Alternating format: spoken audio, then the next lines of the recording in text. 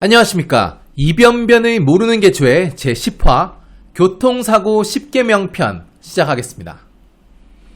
오랜만에 악플이나 반대 의견이 더 많았어요. 그래도 역시 무플보다는 악플이죠. 제 방송에 관심 가져주셔서 너무 고맙습니다. 그러면 이번 10화 시작하기 전에 지난번 9화 쫄지마 민식이법 AS부터 한번 들어가 볼게요. 그러면 제가 한번 직접 우리 고마운 리플들 한번 읽어보겠습니다. 본인 전문 분야만 말씀하세요. 변호사는 전문 자격을 2개까지 딸 수 있어요. 저는 형사 전문과 부동산 전문인데 그러면 저는 형사 이야기랑 부동산 이야기밖에 못하게 되는데 그건 좀 아닌 것 같고, 그리고 사실 민식이법도 형사법이거든요. 굳이 따지자면 제 전문 분야이기도 합니다. 정지해 있는데 자전거 타고 박아버리는데 답도 없는데 안전운전 했는데 사고 나면 민식이법 적용 안 된다고요? 경찰서에 신고되면 무조건 벌금 500입니다. 아닙니다. 분명히 말씀드리지만 이런 경우에는 민식이법 적용 안 됩니다. 오늘 한문철에 실살에 떴네요. 차선, 신호, 속도 전부 준수하고 지나가던 어린이가 자전거로 중앙선 침범해서 박았는데 어린이 부모가 민식이법 들먹이면서 100만원을 요구했고 70만원 합의했다, 이런 얘기인데요. 예, 사실 어떤 법이든지 악용하는 사람은 세상에 있어요. 이거는 사실 법보다 악용하는 인간들이 더 문제인 사안 같은데요. 근데 이 정도 가지고 발끈하시면 어떡해요. 성범죄 쪽은요, 이거보다 100배는 더 심해요. 제가 다음 편에 말씀 자세히 드리겠습니다. 근데 많은 분들이 착각하시는 것 같아요. 저는 민식이법 반대론자는 아니지만 그렇다고 해서 옹호론자도 절대 아니에요. 법마다 장단점은 다 있지 이 정도 입장입니다. 그리고 제가 반대하면 법이 없어지나요? 제가 국회의원도 아니고.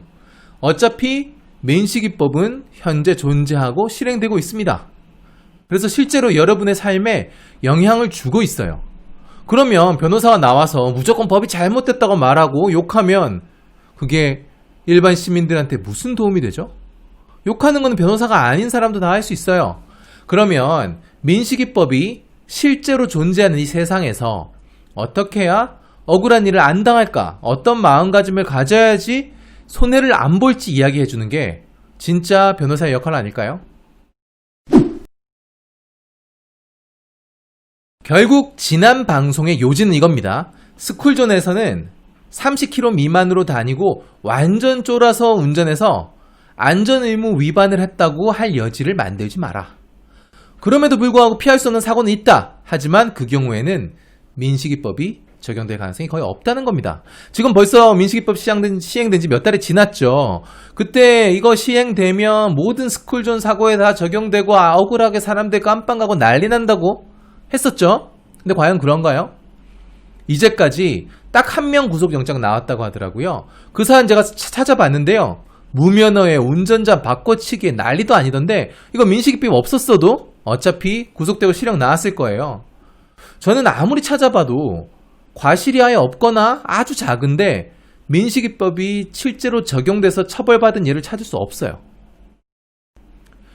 게다가 이 민식이법에 대한 비난 여론이 아주 팽배하다는 거는 경찰도 검찰도 누구보다 잘 알고 있어요. 그래서 무분별한 적용은 힘들 것 같아요. 실제로 지금 결과도 그렇게 나오고 있고요. 어떤 신법을 만들었어요. 형사법을 만들었는데 몇 달 동안 전국에서 구속영장 딱 1건 청구됐다. 이거는 적용에 있어서 진짜 몸을 사리는 거거든요. 이제 결론입니다. 다시 한번 말씀드릴게요. 스쿨존에서는 30km 아래로 완전 쫄아서 운전하되 너무 오버하거나 필요 없이 걱정하지는 않는 걸로. 끝!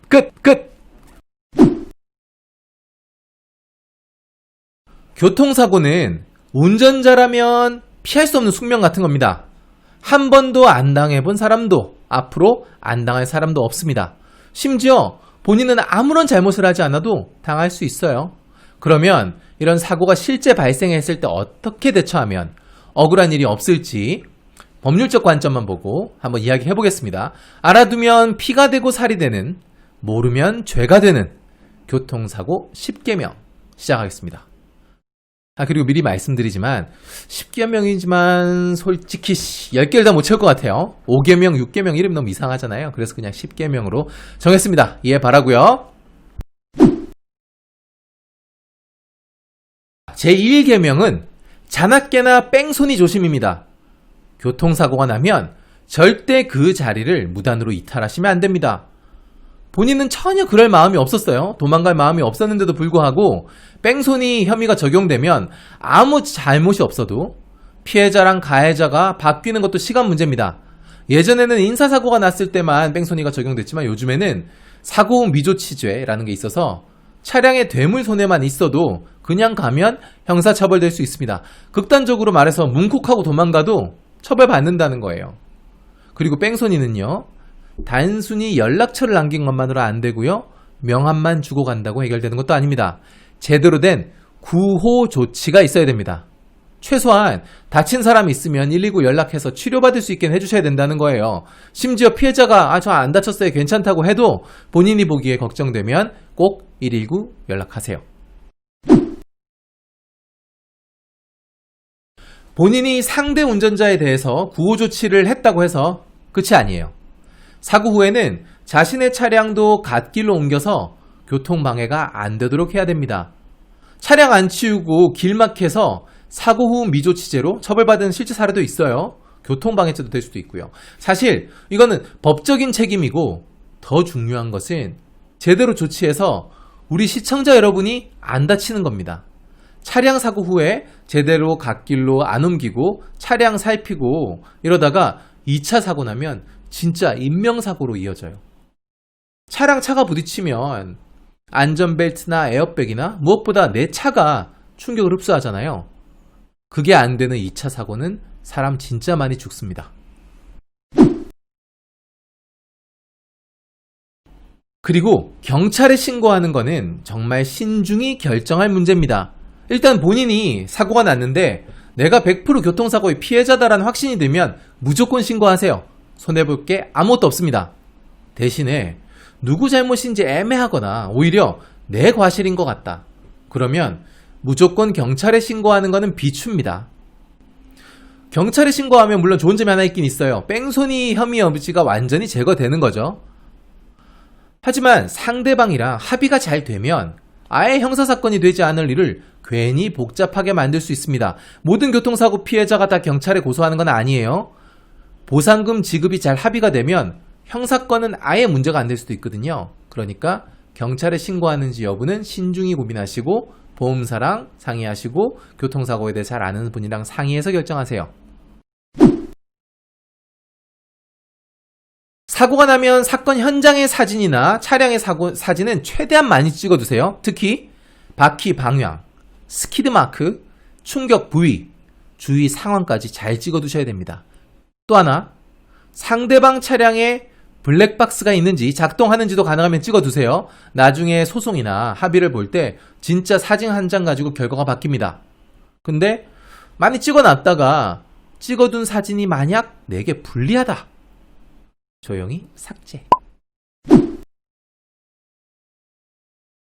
그리고 사건 직후에 상대방 운전자와의 대화 있잖아요. 이건 전부 다 스마트폰 같은 거로 모두 녹음하시기 바랍니다.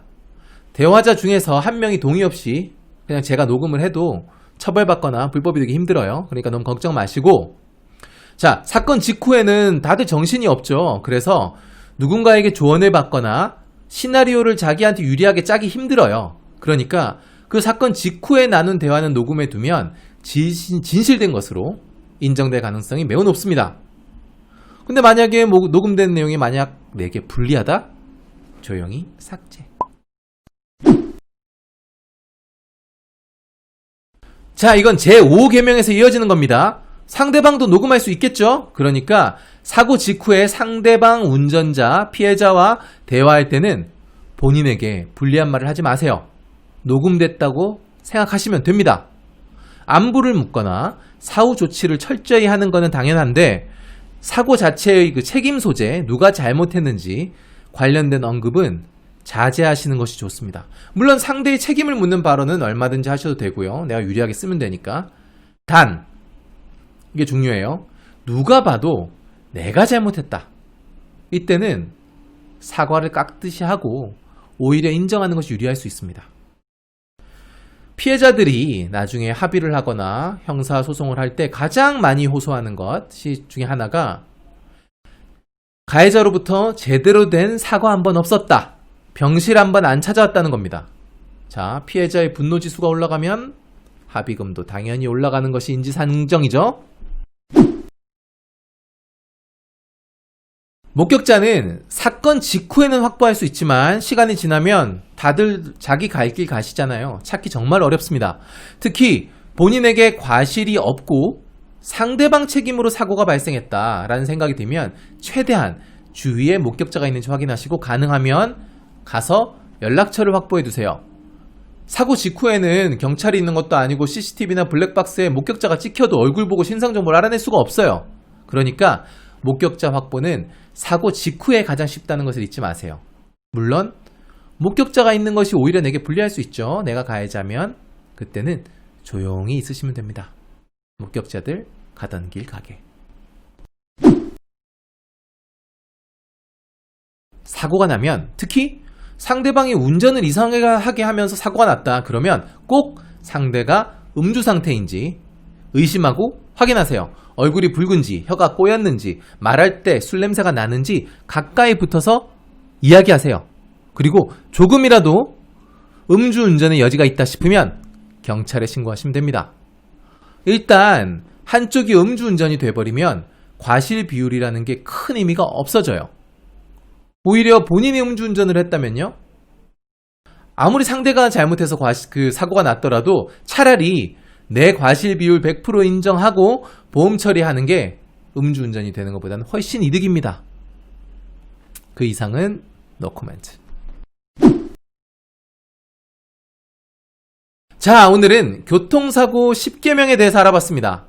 왠지 10개가 안 되는 것 같다는 생각이 든다고요? 여러분 기분 탓입니다. 다음 회부터는 제 전공 분야 이야기 해보죠. 성범죄 특집입니다.